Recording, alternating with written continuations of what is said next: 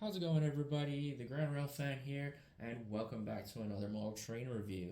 Today, we're going to be looking at an MTH locomotive. This is the Milwaukee Road Little Joe with Proto Sound 3.0.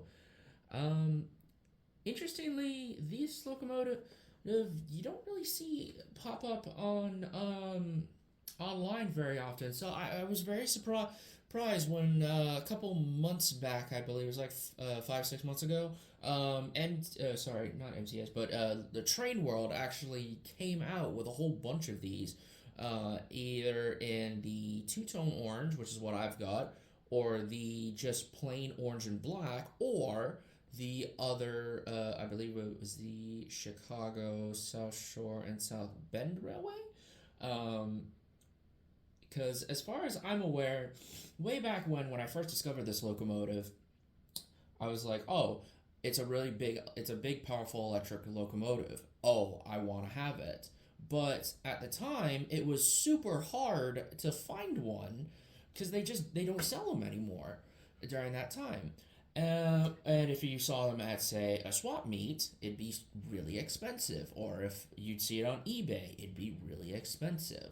So I got this for retail, basically. So I'm super happy about that. It's about 365, not including shipping. But yeah, have high hopes for this. So without further ado, let's get into it.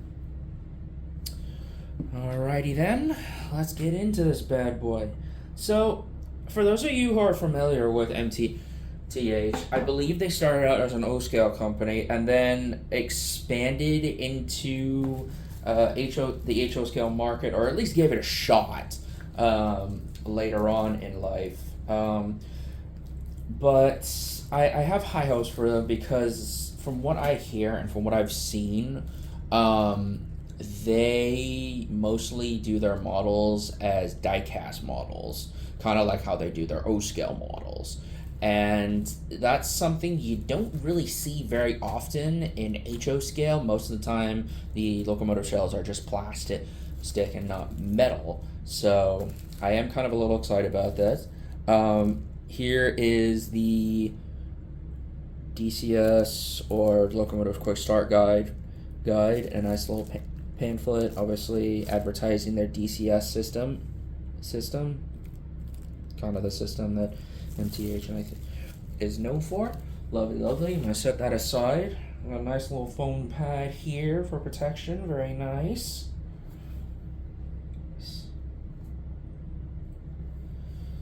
Ooh.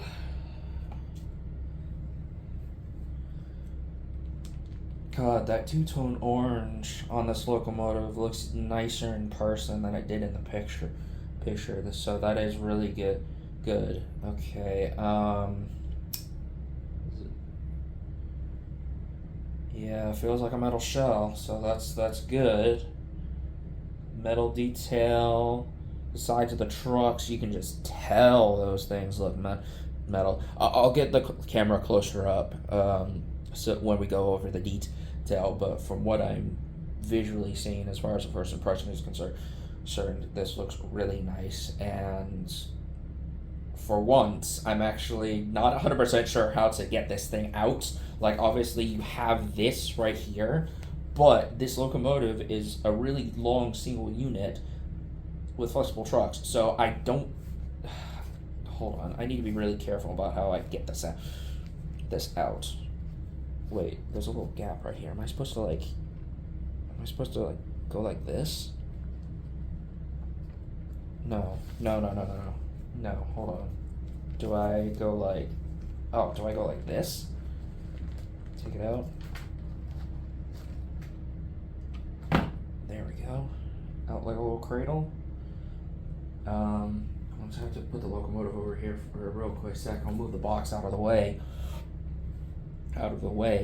I don't want to normally, previously in videos, I would maybe hold the engine up to the camera a little ways, but because of this big unit, and because of the way it is, I don't feel comfortable doing it just in terms of possibly breaking something with me holding it. So without further ado, I'm going to put this thing on the track and get a closer look at the detail. Originally built in 1946 by General Electric, these locomotives were originally supposed to be exported to the Soviet Union. However, with the outbreak of the Cold War, these locomotives then had nowhere to go. So General Electric had to adjust their electrical systems because of the voltage difference between the Russian and American railways. They then also had to re-gauge them because Russia runs on a 5-foot gauge rather than the standard gauge just to the rest of the world because Soviet Union. And then sold them to American railways. Milwaukee Road took the vast majority of them, and about 12, I think, and the Chicago South Shore and South Bend Railway took 3 of them, and the remainder got sold off to a electrical railway down in Brazil. These locomotives had a rated top speed of 85, however, they limited that to 68, probably due to them being in service and obviously track conditions. These things, they were really powerful locomotives.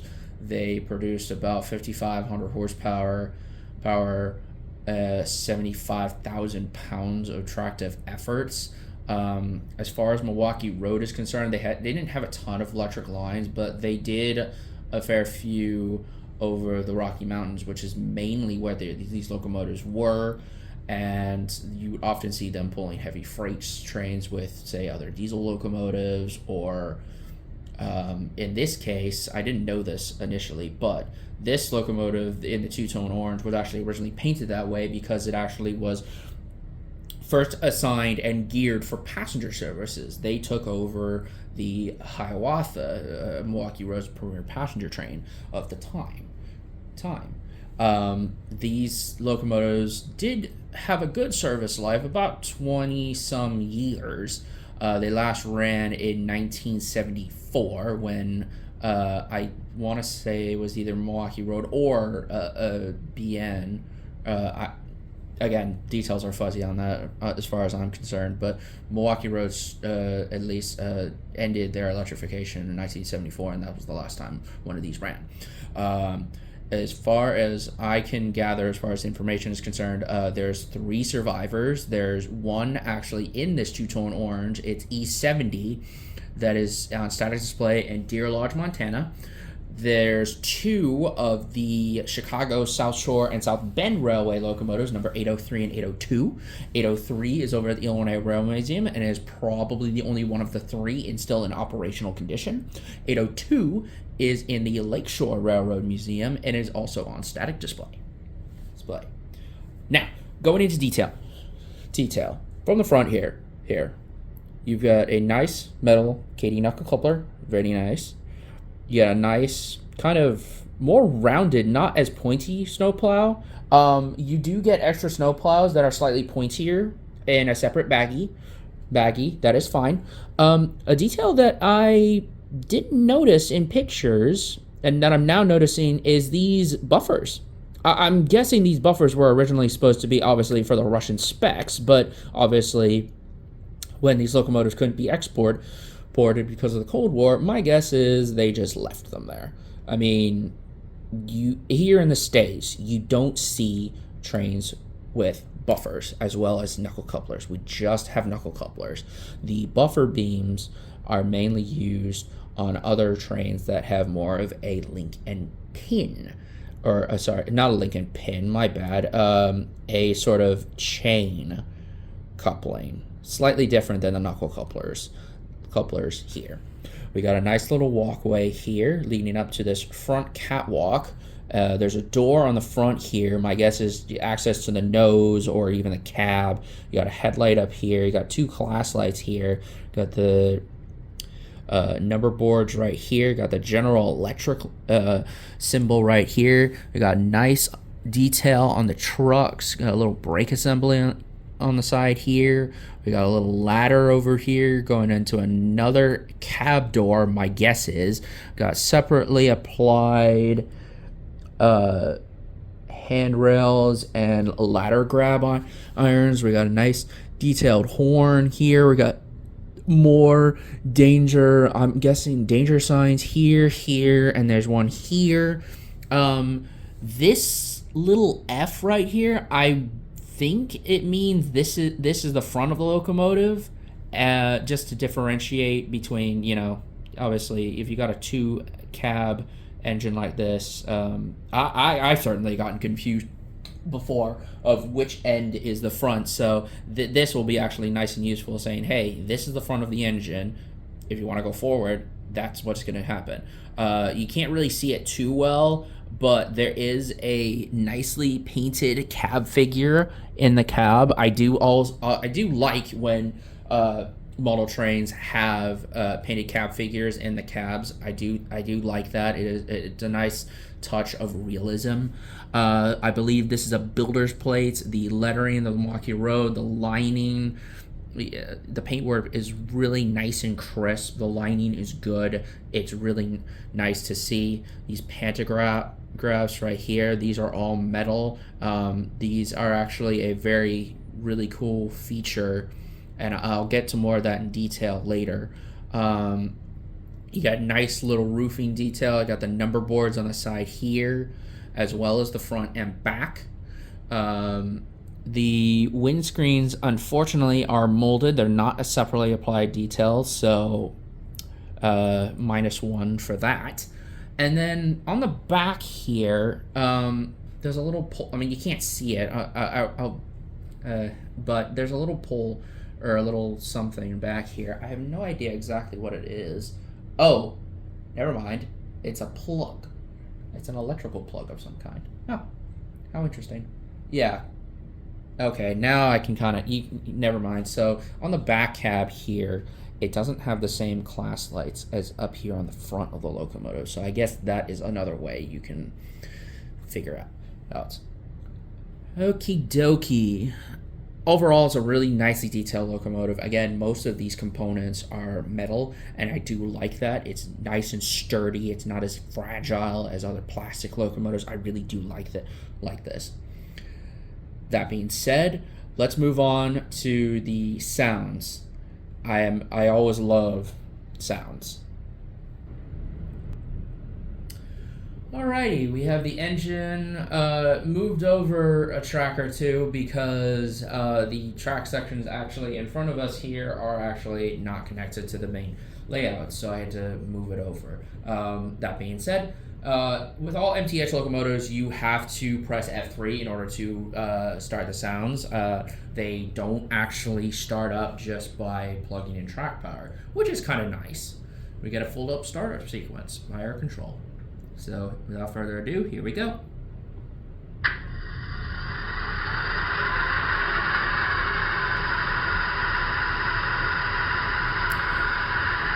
Now, let's see here. We got nicely lit class lights in the front. Looks like the number boards, both on the front end and the back end, also light up. Lovely. It looks like both of the cabs are also lighted. That's very nice. Quick note about the pantographs is, as I was rudely interrupted by the crew chatter, that's another nice feature of some MTH locomotives, is that the pantographs are actually motorized. They can actually go up and down on their own. However, for some reason, the back pantograph is not working, so I'll have to figure out what that is, and hopefully I can fix that. And also, the pantographs have a power mode into it, to which we can actually switch between track power and pantograph power. So that's kind of cool, the fact that this locomotive can actually run off of makeshift overhead wires for an HL scale layout. Super duper cool. Crew chatter going in the background. I believe that is F. Yeah, that's an F4. Let's press that multiple times for some reason because it's in a sequence. But we'll start off with the basic functions. F1, the bell. F0, the headlights. And if I switch directions, it's directional lighting, but also the pantographs kind of move up and down and down, or at least they're supposed to. So if I switch the direction to the locomotive,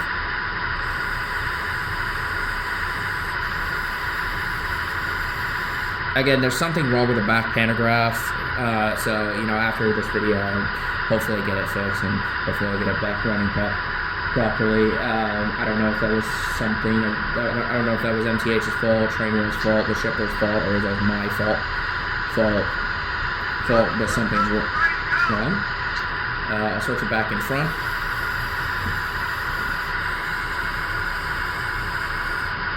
F2 the horn. I didn't think I got that one. Okey-doke. And let's get this puppy moving.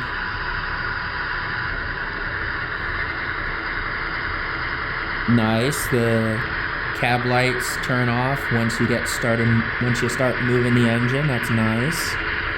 A really smooth run. I'm only running at 1 speed step, by the way, so that's really nice and smooth. I'm gonna reverse the engine, bring it back into shot.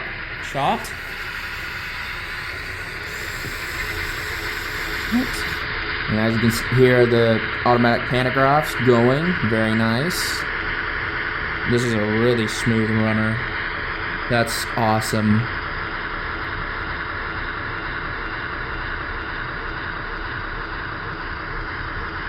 Man, I love this engine. This is a really cool engine. It's really nicely detailed. It's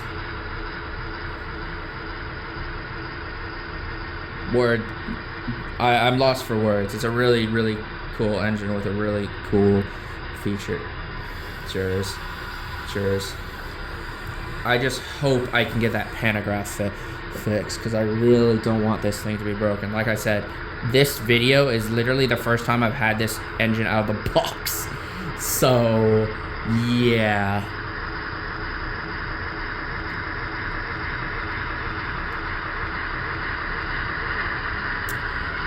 Overall, I think this MTH engine is a lovely addition to anybody's collection. If you are collecting Milwaukee Road, I would recommend it. Recommend you pick up this engine. I do like it very much. I do think it's a good locomotive with a lot of cool features. The sound is nice and crisp. Yes, the detail is worth it. Again, I got it down at Train World. At the time of recording of this video, they do still have a couple of these ones still in stock. They have the Chicago, South Shore, and South Bend Railway ones still in stock. So yeah, if you're interested in pick up a Little Joe, go to Train World. There's still some left. Get them while they're still here, because once they sell out, I don't know if they'll ever come back. I was really surprised that they ever came back in the first place. Alrighty, take care everybody. I'll see you down the line.